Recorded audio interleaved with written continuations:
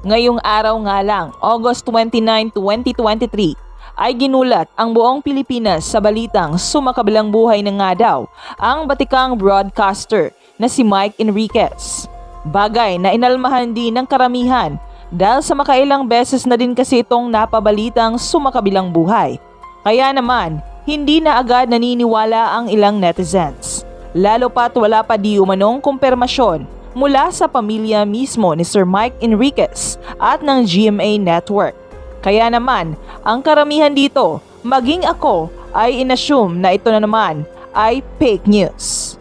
Ngunit, ngayong gabi nga lang pagkatapos ng 24 oras, ay inanunsyo na nga ng GMA ang di umano'y paglisan ni Mike Enriquez dito sa mundong ibabaw. Ayon sa mga ulat ay cardiac arrest di umano ang sanhi ng pagsakabilang buhay nito. Matatandaan ngang dati na ring nagkaroon ng problema ang kalusugan ni Mike Enriquez at matagal-tagal na nga din itong hindi nakikita sa telebisyon.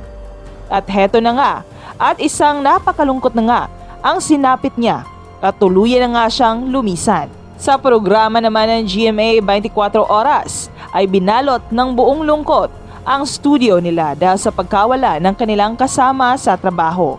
Maging si Mel Chanco nga ay hindi napigilan ang kanyang emosyon. Sa ngayon ay pati ang mga solidong manunood ng balita ay lawis ang pagkalungkot dahil hindi natin muling maririnig ang iconic niyang tinig sa Investigador at 24 Oras. Rest in paradise, Sir Mike Enriquez. Hindi na namin maririnig ang pag-ubo mo with excuse me po at yung linya mo na walang kinikilingan, walang pinoprotektahan.